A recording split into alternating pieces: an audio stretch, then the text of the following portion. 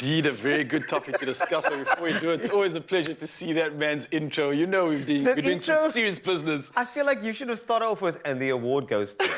It just has that Either feel that to it. or Avengers Assemble. Like, you know what I mean? Not a new intro anymore. It still hits the same way every time. I love it. Oh, well, look, we're talking about something crazy, and get this. If you're South African, right, and maybe you're lucky enough to be able to afford 136 Rand 50. Yes, 136 Rand 50, and that'll be for a week's amount of basic food, then that means you're living on the economic bread line. Now, it's not much for many of us. It's a lot for some of us, but now imagine no longer being able to sustain yourself because of price hikes due to COVID-19 pandemics, and you can understand clearly the problem that excessive pricing can cause, yeah. Indeed. So we had to call upon this person with an amazing intro and for legal guidance, of course. It's our friend and expert in law, director at legalese.co.za, Eitan Stern, to answer the question, the prices on essential items have been way too steep. Yeah. So now what? So now what? Eitan Stern, how you doing, brother? I'm good. I hope I can help. It's a complex topic. Yeah. Well, okay, let's start off with the basics. Yes. I think it's a lot of things, there are a lot of factors around how things are priced. Yes. I mean, sometimes I wonder, like, why is it priced? And it's always like something 40. Is it and a you're random wondering, number that they just make up? Like, let's be honest here. What's the deal? So pricing is an interesting topic, and there's no exact price. There's no exact science into pricing. Yes. Pricing is supposed to be decided by supply and demand. That's what you want. You want the great forces of capitalism to be at work, and whatever people are willing to pay for it and how much is it in the market, that's what decides the pricing. Yeah. But there are always going to be other instances where there's restrictions on pricing or guidelines. So if, you know, right now because of COVID, we're seeing international distribution become a lot more expensive. It's a lot more expensive to send pallets around the world. Okay. That increases prices. If there's less supply in the market and there's still demand, that's going to raise the price. But you might find other sort of factors, like the supplier might give a recommended guideline. And that'll always be written on the packaging to say recommended retail price. Now, people can decide not to use that price. Retailers can decide not to use that price, but that will be the supplier's recommended price. And then the big one, which is kind of topical, is the Competition Act. And the Competition Act tries to avoid what they call price fixing. So when two dominant market players, when big companies try collude with each other to cut the smaller guys out the market and to fix a price at a higher price. And that's not allowed. And that's kind of what's become quite topical. Okay. Well, I mean, let's take a real-life example. I mean, if you look at right now, this world we're living in, prices are inflating. Obviously, things like the pandemic. We just recently had a looting incident in KZN, amongst other chaos, which has caused spikes in prices. Now, do you get to a point where there's something like excessive pricing, or do we have a part to say in this where it's like we don't have to accept it? Yes, we don't have to buy the item, but is there something that can go beyond that when it comes to excessive pricing? Is that a thing? So excessive pricing, look, it is a thing, but it's a complex thing. And generally, companies, in regular circumstances, companies can charge whatever they want. You know, so a pair of shoes right there, you know, might cost more than, you know, it's fantastic Nike shoes, might cost more than another perfectly adequate pair of shoes. And that's because of the goodwill and the status and the brand around it. And so they can raise the price, even though it might not cost more to make than you know, another pair of shoes. So, and that's capitalism, right? Like, people are going to charge as much as they want for things.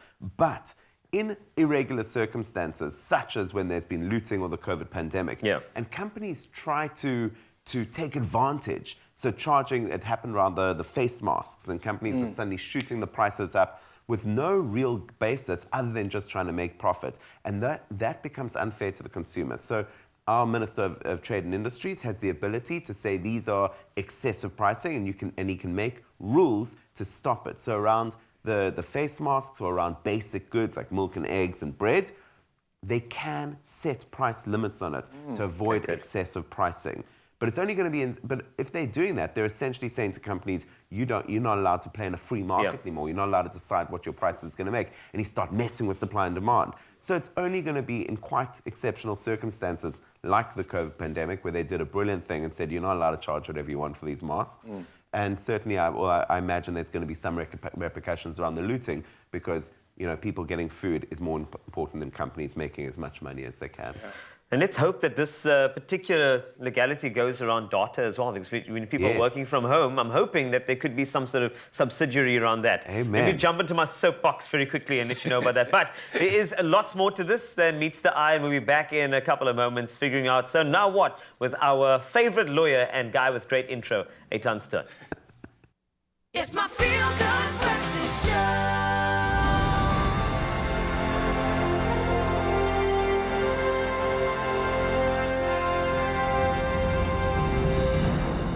And for our next act. Indeed.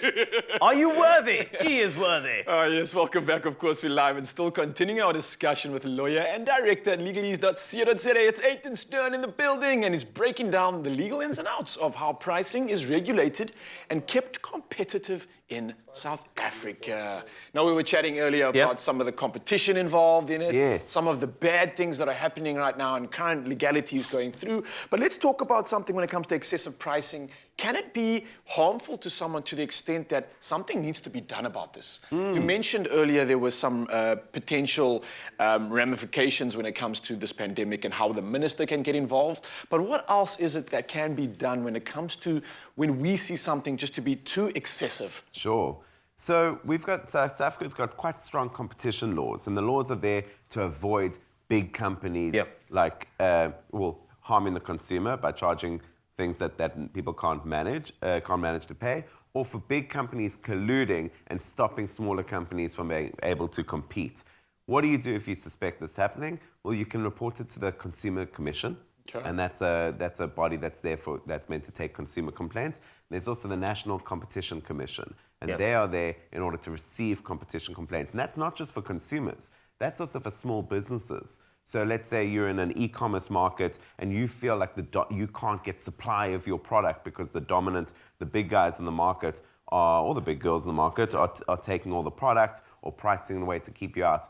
Small business, it's there for small business to report these things. So if you're ever in a small business owner is ever in a situation where they feel like they can't compete fairly, that's what the Competition Commission is there for. And you can report it to them. I think there's an online portal to do it.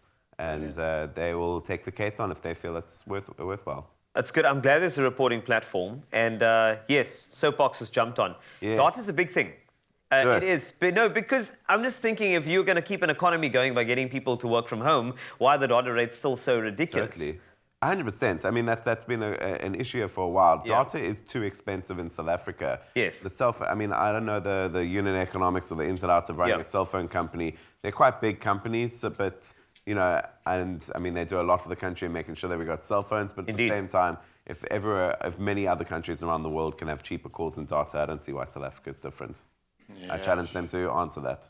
Please do. I would it's love quite to hear the important. answer to that. Look, let's just chat about something that I've maybe noticed this quite a bit. What is the reason for, and is there a big discrepancy when it comes to like online purchasing versus getting something delivered or going to the shop and purchasing it? And then again, different shops having exorbitant variations in prices. From 8 Rand for a soft drink to 30 Rand, I've experienced. What's going on here? 100%. So, I mean, this is kind of the beauty in capitalism. This is the free market system, right?